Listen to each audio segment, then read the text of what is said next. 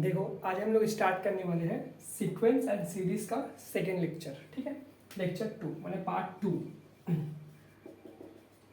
ये सबसे इम्पॉर्टेंट है, इसमें से क्वेश्चंस आते हैं हमेशा। इसमें से हम लोग पढ़ेंगे कन्वर्जेंट क्या होता है और कन्वर्जन से रिलेटेड कुछ सम्स करेंगे जो एग्जाम में आता है। तो सबसे पहले समझते हैं कन्वर्जेंट। कन्वर्जेंट का मतलब होता है कि मान लो कोई एक सीक्वेंस है, तो किसी एक वैल्यू पे जाके अगर वो फंक्शन स्टॉप हो जाता है तो उस चीज़ को हम लोग क्या बोलते हैं, कन्वर्जेंट बोलते हैं। मतलब उसका एक लिमिट पॉइंट है, मतलब वो अनडिफाइंड नहीं है, कहीं ना कहीं एक पर जाके एक डिफाइंड आएगा, तो उसको हम लोग क्या बोलते हैं, उसको हम लोग बोलते हैं कन्वर्ज। क्या बोलते हैं, कन्वर्ज। तो कन्वर्ज का डेफिनेशन क्या होगा, कन्वर्ज का डेफिनेशन होगा a sequence is said to be converge. एक सीक्वेंस को हम लोग कन्वर्ज कब कर सकते हैं, टू अ रियल नंबर। कोई एक रियल नंबर, याद रखना ये रियल नंबर एक ही होगा। ठीक है, इसमें जो लिमिट होता है ना, तो लिमिट का जो वैल्यू होगा वो यूनिक होगा। यूनिक का मतलब एक ही वैल्यू निकलेगा, वो एक ही जगह पे पॉइंट आउट होगा, दो जगह पे नहीं। अगर बाई चांस दो जगह में होता है, जैसे इसका एग्जाम्पल -1 का पावर में n, अगर हम 1 बैठाते हैं n को तो 1, -1 अगर हम 2 बैठाते हैं तो इसका वैल्यू क्या हो जाएगा 2 और 1 पॉजिटिव 1 होगा।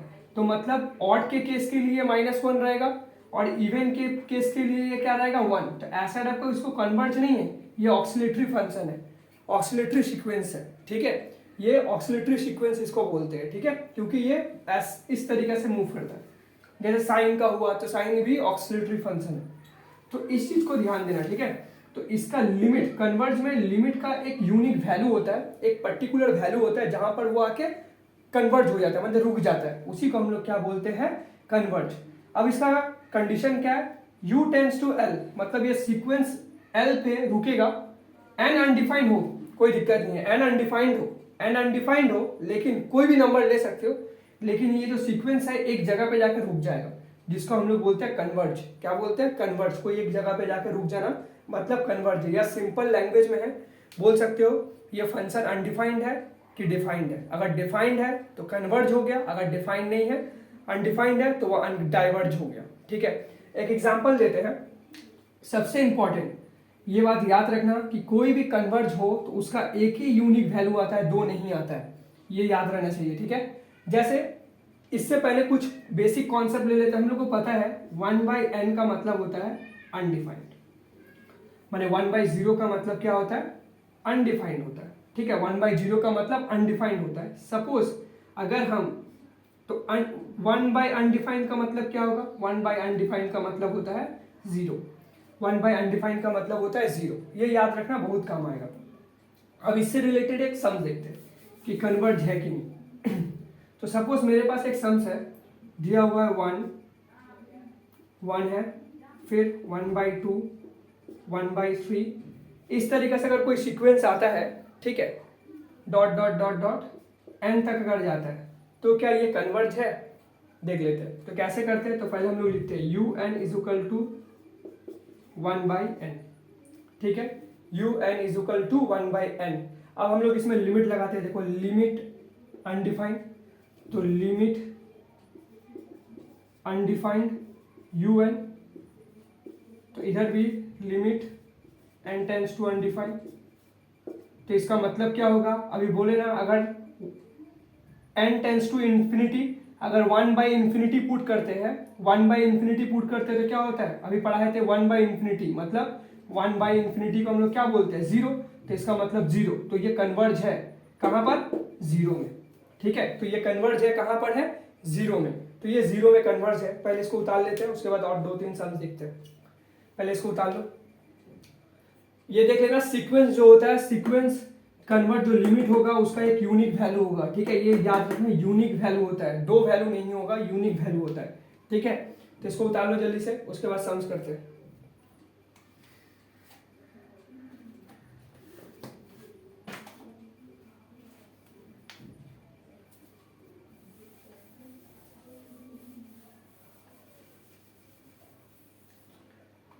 जैसे इधर कुछ फंक्शंस लिखा हुआ है, बोले verify 1/2, verify 1/2 2/3, 3/4 and 4/5 are converge और नॉट।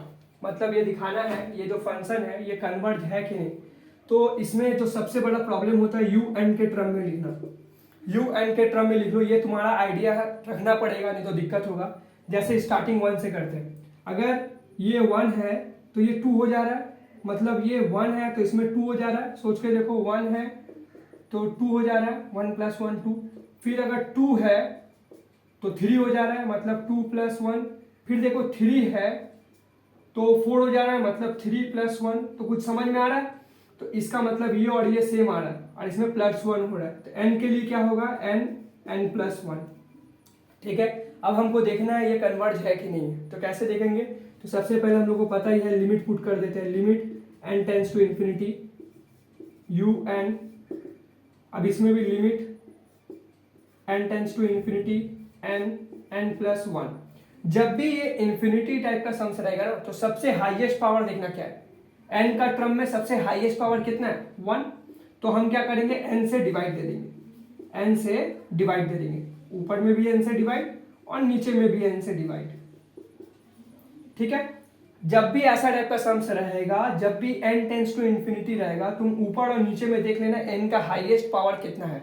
तो जितना भी रहेगा तुम ऊपर से भी उसको डिवाइड दे देना, नीचे से भी डिवाइड दे देना, बात खत्म हो जाएगा। तो ये 1 1 कट गया तो 1, ये भी कट गया तो 1 प्लस 1/n। हमेशा ये रिमाइंड कर लो, अगर n टेंड्स टू इन्फिनिटी है तो 1/n का वैल्यू क्या होगा, 0। तो इधर भी अगर हम 1/n लिखते हैं, limit s tends to n tends to infinity, तो क्या होगा 1/1। इसका मतलब तो 0, 1/1। तो ये कन्वर्ज है, कहाँ पर कन्वर्ज है, 1 पे। ये 1 पे कन्वर्ज हो जाएगा। ठीक है, समझ में आया। तो पहले ये सीक्वेंस n के टर्म में लिखना सीखोगे, नहीं तो बहुत दिक्कत हो जाएगा। अगर ये नहीं बना पाओगे तो प्रॉब्लम हो जाएगा। तो ये सीक्वेंस को पहले समझो, क्या लिखा हुआ है n। अगर ये 1 लिखा हुआ है तो 2, तो मैंने 1 ऊपर में और 1 + 1, फिर 2 2 + 1, फिर 3 3 + 1, तो n के टर्म में आ गया। जैसे ही n के टर्म में आया तो तुम क्या देखोगे, n का हाईएस्ट पावर कितना है। तो जितना भी होगा सबसे n से डिवाइड दे दो। जैसे n का हाईएस्ट पावर क्या ये वाला है, तो हम क्या किया, सबसे डिवाइड दे दिए, हो गया वाला। ठीक है, चलो उतार लो इसको इरेज कर दे रहे। उसके बाद नेक्स्ट सम देखते हैं। नेक्स्ट सम्स में क्या बोल रहे हैं, नेक्स्ट सम्स में बोला सोई एग्जामिन करना है कि कन्वर्ज है कि नहीं। तो 1, 2, 2 का स्क्वायर,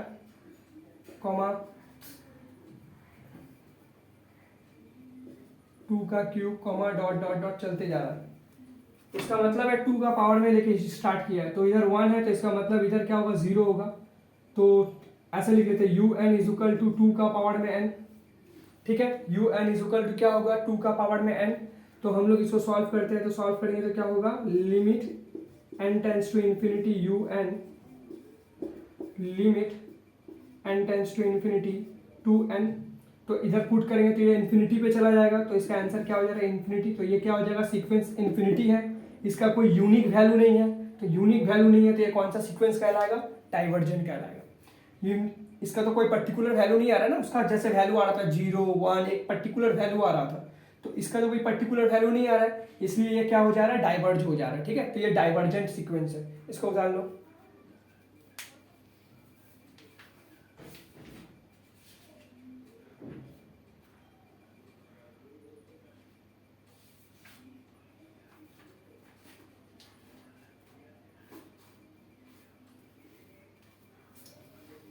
अब एक क्वेश्चन है, उसमें बोल रहे हैं कि पहला तो ये प्रूफ करना है ये डाइवर्जेंट है कि नहीं, को कन्वर्जेंट है कि नहीं, फिर मोनोटोनिक है कि नहीं, मोनोटोनिक इंक्रीजिंग फंक्शन है कि नहीं।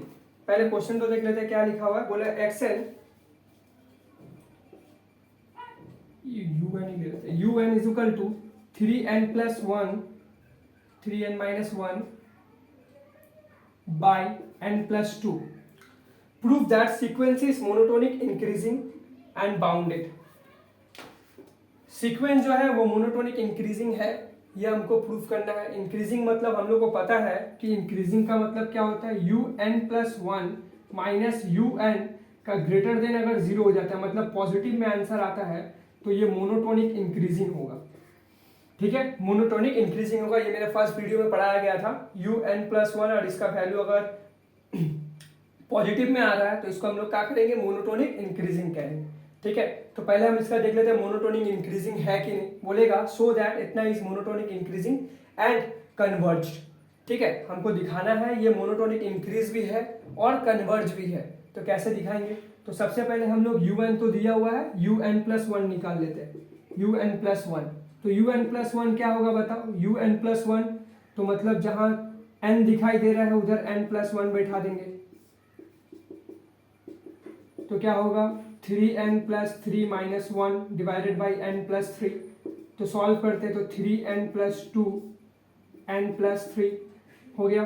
तो ये क्या हो गया un+1। अब ये माइनस करते हैं, un+1 माइनस un का वैल्यू क्या होगा, माइनस कर लेते हैं, तो एलसीएम हो गया un+2, सॉरी थोड़ा दिखाई देते हैं, un+3 और ये क्या है 3n+2 minus 3n - 1 n+2, LCM n+3 n+2, तो ये कटेगा तो ये होगा। अब इसके साथ इसका इंटू करना पड़ेगा, तो इंटू करते हैं तो 3n² plus 6n plus 2n+ 4 minus, अब इसके साथ इसका 3n² minus 9n plus n minus 3। Sign क्यों चेंज हो रहा है, साइन इसलिए चेंज हो रहा है क्योंकि इसके आगे में माइनस है इसलिए।